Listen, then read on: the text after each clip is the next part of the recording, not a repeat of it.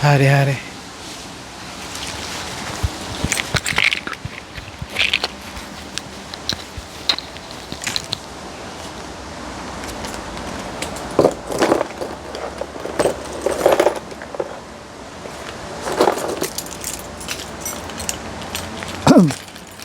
Kaibigan, welcome back.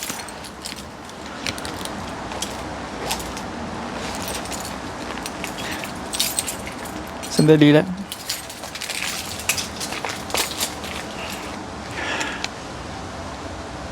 Alas 4 na ng hapon, pasado siguro. At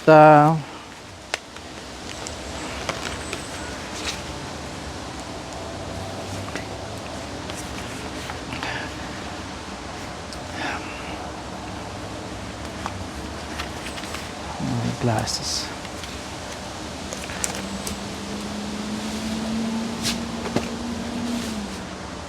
May kapamilya ako na tumawag sa akin 2 days ago. Sabi niya, Lenny, nasa Costco ako at gusto ba ng pantalon? Sinend niya sa akin yung picture. Ito.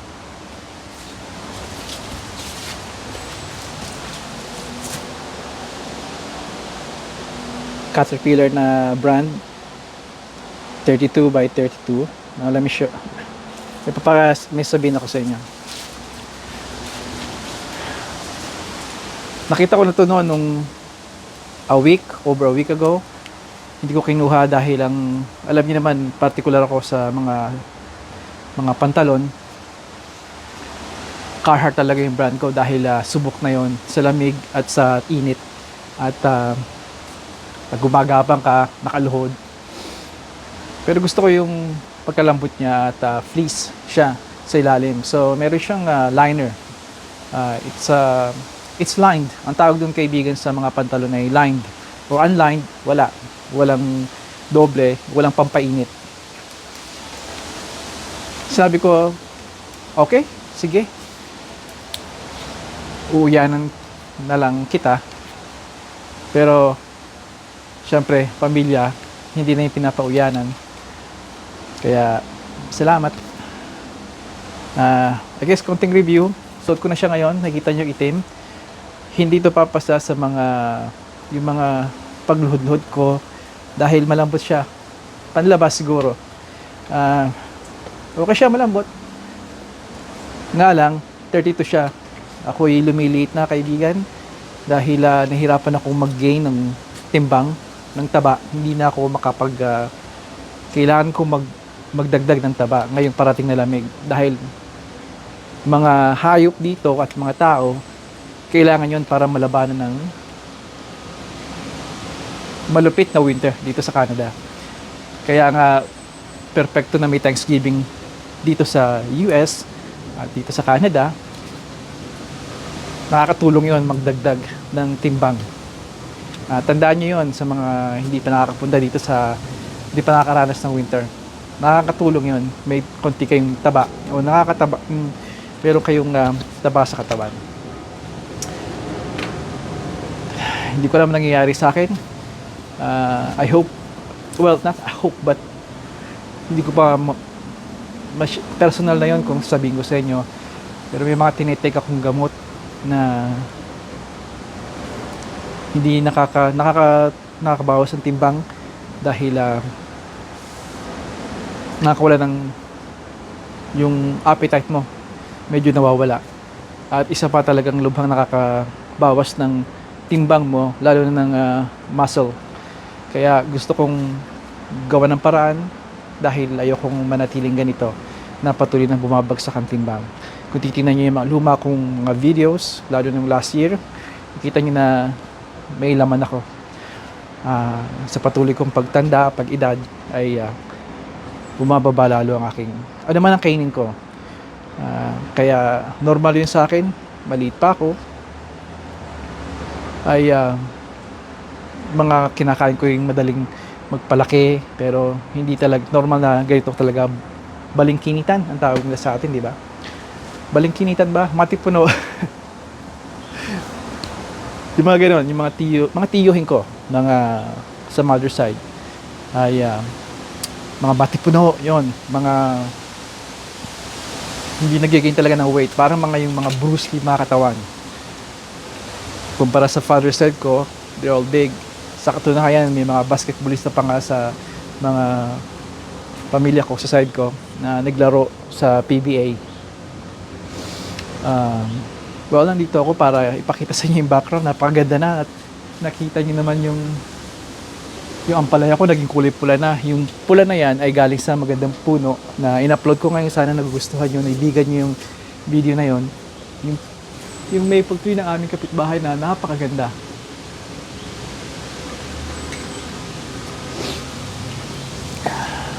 Kung makikita nyo ito sa personal, lalo kayong hahanga.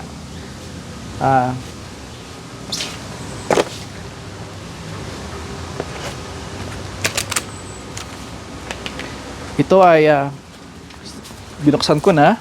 Unboxing na naman sana ang gusto kong gawin. Pero gusto kong ipakita sa inyo. Sana nakita nyo yung video ko kahapon tungkol dito. Na gusto ko lang i-dokumento to para makita nyo na makita natin na binuksan ko to ng araw na to.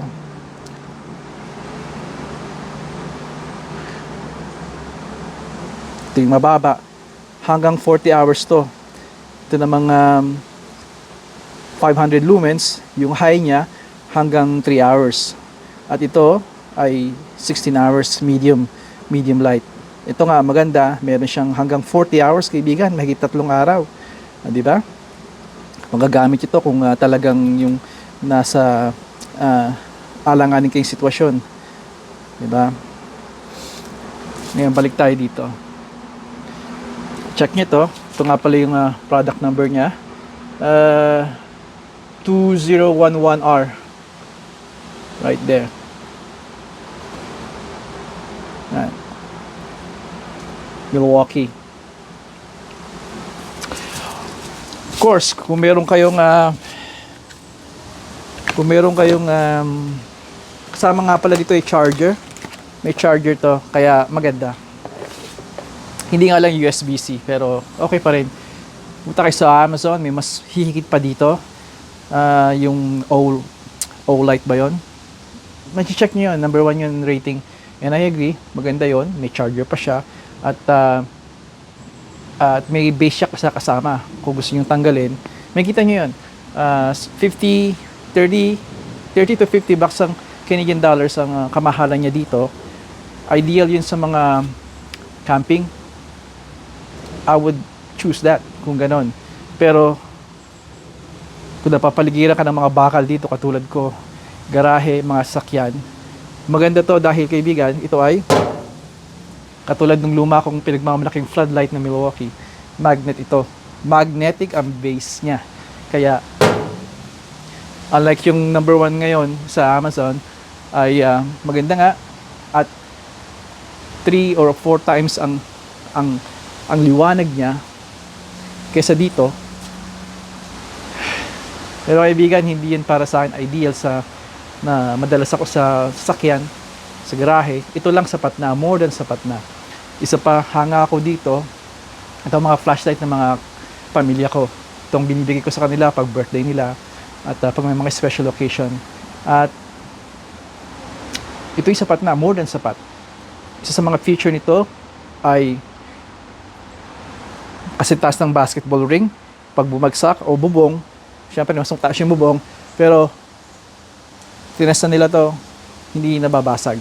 Well, of course, you know, it's rated 4 meters high, bumagsak, safe pa rin, hindi mawawalan to hindi to masisira.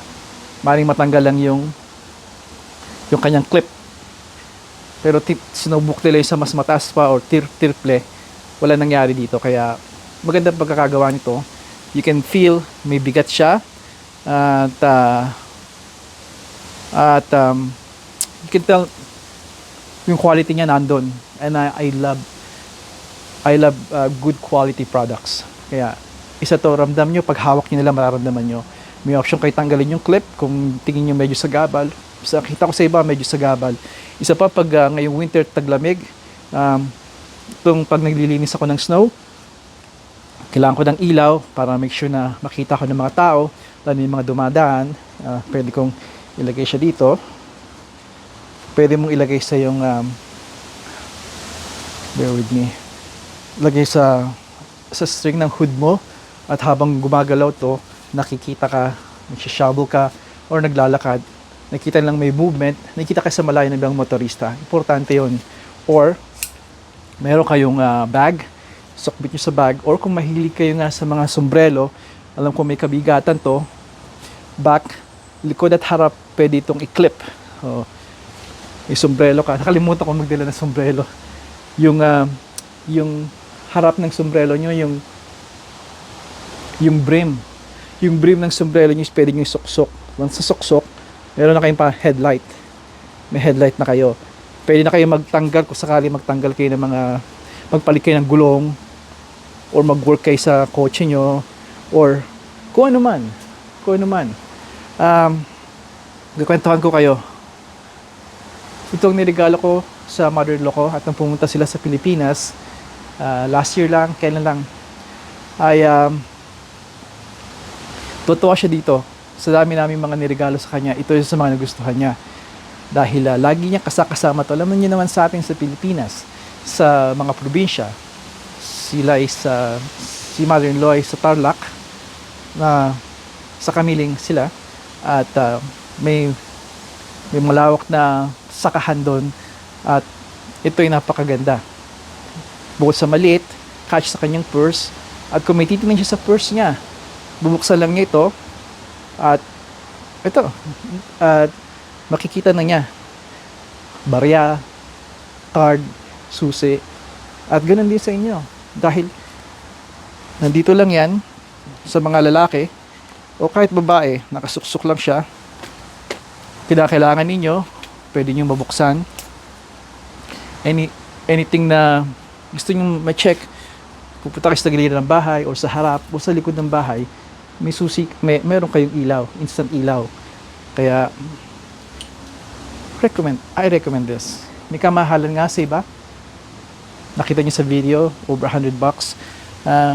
You can check other store. Gusto ko lang suportahan yung aming local na mga tindahan dito. Kahit korporasyon to, Home Depot. Pero naniniwala ako na magbibigay ito ng magandang serbisyo sa inyo at sulit to sa bawat sentimo ninyo. Pwede kayo mag-umpisa sa yung maliliit lang tulad ng sinabi ko sa nakaraang video. Mga mura lang, mga may under $5 ng flashlight, basta may ilaw kayo. Maliliit na mga LEDs para makita nyo lang yung daan ninyo. Dahil sa panahon ngayon, napakarami na mas mahabang dilim, mas mahaba ang gabi, mas mahaba ang dilim sa panahon ngayon. Pwede nyo ritong iregalo sa inyong mga mahal sa buhay, sa mga anak nyo, kaibigan, sa mga magulang. Kaya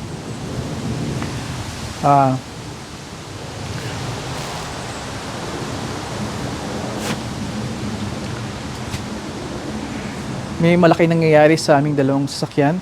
Hindi ako maka-keep up sa pagkukumpuni at sa dami na nangyayari. Kaya meron akong video na gagawin. Di ko alam kung tungkol sa mga pagkukumpuni pa rin niya. Yung Impala ay nananatiling balik ulit siya sa driveway. May mga ginawa ko sa kanya na gumastos na kami ni Mrs. T ng pumapalo na ng mga $1,500 Canadian dollars sa mga tools at sa mga parts.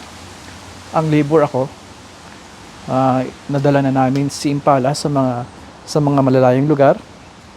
Nakita niyo ibang video, pumunta kami sa farm. Nagkaroon ulit siya ng sakit na hindi ko pa sabihin sa inyo, pero ito'y beyond, hindi ko na, higit na to sa kakayanan ko. Kailangan professional ang gagawa. Hindi na katulad ko na nag-DIY. Kaya yun ang dahilan kung bakit balik siya sa driveway. Ngayon ang plano ay ibalik si Caprice sa road at sa mga kailangan niya mga parts para may balik siya roadworthy uli. Sa dami niyang kakailanganin ay simula pa lang to ng gastos, siguro we're looking about 3,000 Canadian dollars. At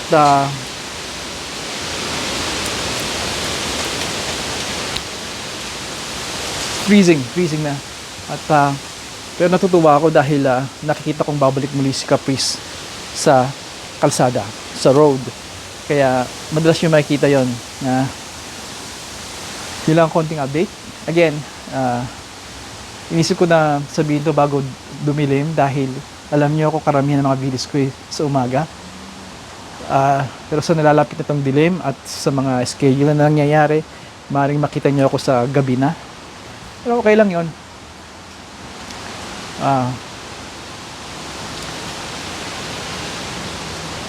Samahan nyo rin ako na tanggalin to. Dapat panahon na para tanggalin to. Pero may isa pa akong video na nakaraan, isang buwan na nakakaraan, kung paano ako huling nag-ani ng mga ampalaya.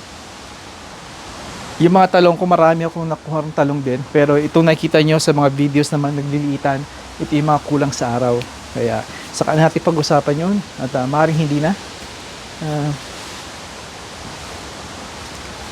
Marami. Kaibigan, hanggang dito na lang. At sana lagi kayong warm, ligtas. At sana sa mga taga-US, malapit na ang Thanksgiving. At dito naman sa amin, dito sa Canada, malapit ng Remembrance Day. Sana'y mapagplanuhan ninyo yon. At sa mga naggagawa ng videos ng mga Pilipino, I'm looking forward sa mga darating yung mga videos tungkol doon sa Thanksgiving sa US at sa Remembrance Day dito sa Canada. Hanggang sa muli, kaibigan. Padayon.